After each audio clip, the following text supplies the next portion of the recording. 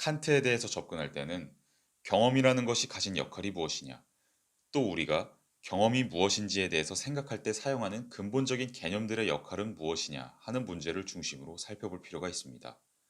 칸트는 우리가 경험을 그냥 지나칠 수는 없다는 사실을 봤습니다. 칸트의 유명한 순수이성 비판에는 이런 구절이 나옵니다.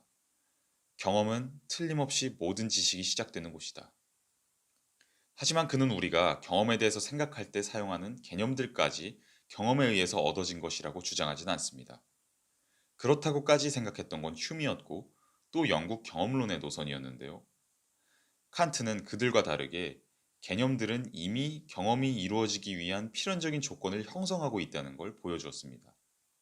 예를 들어서 우리는 모든 사실과 모든 자연에서의 변화들을 볼 때 그것들을 그냥 그 자체로 보지 않고 그 현상들의 원인들로 환원시켜서 보려고 하는데요. 가령 하늘에서 비가 내리면 그냥 비만 생각하지 않고 비가 내린 원인이 분명히 있다고 생각하죠. 그런데 이렇게 원인으로 현상을 환원시키는 것은 경험에서부터 나오는 게 아닙니다. 오히려 이게 경험을 애초에 가능하게 하죠. 칸트의 이러한 생각은 오늘날의 컴퓨터를 생각하면 이해하기 쉽습니다. 컴퓨터는 보편적이고 무제한적이고 헤아릴 수 없이 큰 데이터 처리 능력을 갖고 있죠. 그런데 만약에 데이터 처리 능력이 우리가 세계에 대한 지식을 얻는 데 있어서 사용할 수 있는 전부라면 우리는 길을 잃을 것이고 정보의 숲 안에서 질식해버릴 겁니다. 그리고 우리는 아무런 정보도 얻을 수 없을 겁니다. 정보를 얻는다는 건 특정한 질문을 품고 나름의 불명료함을 가진 상태에서 그 안에서 길을 찾아가는 걸 뜻하니까요. 아무런 질문도 불명료함도 갖고 있지 않다면 무언가 정보를 안다는 건 불가능합니다. 이 극단적인 예시로부터 우리는 오늘날 많이 믿어지는 미신에 대해서 생각해 볼 수 있습니다. 컴퓨터 과학이 학문의 끝판왕이라는 믿음 말이죠. 절대로 그렇지 않습니다. 컴퓨터는 물론 엄청난 도구이지만 가장 높은 수준의 학문적 상상력과 학문적인 비판을 전제로 합니다. 학문적 능력 없이는 컴퓨터도 없다는 거죠. 이 사례는 칸트의 철학을 아주 잘 보여줍니다. 칸트는 우리의 경험을 이루고 있는 개념들은 경험을 통해서 얻어진 개념들이 아니라 우리가 경험을 할 수 있도록 하는 조건이라고 주장했습니다. 단순히 정보가 지식인 게 아니라 우리가 어떤 개념들을 가지고 경험을 만들어내기 때문에 거기서부터 경험적인 지식이 생겨난다는 거죠. 모든 것을 인식하는 사람은 판단을 할 수 없습니다. 판단이라는 단어는 아주 중요한 사안을 나타내주는 아름다운 독일어 단어죠. 근본적인 나눔이라는 뜻인데 판단이란 본질적인 것과 비본질적인 것을 구별할 줄 안다는 것을 뜻합니다. 사람이 판단을 내릴 줄 안다는 것은 단순히 정보를 수용한 후에 그것에 따라 반응하는 게 아니라 질문을 보고 가능성을 보고 여러 가능성들 중에 무엇이 옳은 것인지를 발견한다는 것을 뜻합니다. 그 중에 틀린 걸 고르면 판단을 못한다고 말하죠. 선엄이라는 단어가 뜻하는 것은 경험을 하기 위해서는 그 이전에 이미 개념들을 통해 질문을 세워놨어야 한다는 겁니다. 칸트는 실천 이성에 다시금 주의를 환기시켰으며 인간이 법칙에 대한 알미나 법칙을 개별적인 사례들에 적용해서 얻는 알 이상으로 다른 종류의 알을 갖고 있다는 걸 보였습니다.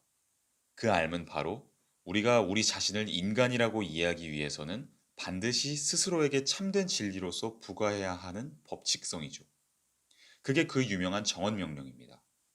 정언명령에서 우리는 항상 소름 돋는 신성한 전율을 느낍니다. 정언명령은 복잡한 게 아니라 오히려 아주 쉽게 이해될 수 있는 겁니다. 칸트에 따르면 우리는 무조건적으로 반드시 아는 게 있습니다.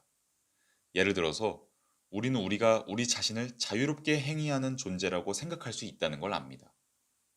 그리고 다른 사람들에 대해서도 그들이 나와 똑같이 자유롭게 행위하는 존재라고 생각해야만 하죠. 이런 사실은 학문적으로 검증될 수 있거나 거부될 수 있는 게 아닙니다. 만약 우리가 최첨단의 심층 심리학을 통해 유아기가 우리의 무의식적 차원과 삶에 어떤 영향을 끼치는지를 알아낸다든지 또는 우리의 모든 행위들에 대해서 유전자적인 원인을 통해 설명할 수 있게 된다고 해도 그렇다고 해서 누군가가 나쁜 짓을 해놓고 내가 무의식적 차원에서 어렸을 때 영향을 받아서 이건 무의식이 한 거예요. 이렇게 말한다거나 내 유전자가 이렇게 했는데요. 이렇게 말할 수 있게 되는 건 전혀 아닙니다. 사실 그런 주장들은 맞는 말일 수 있죠.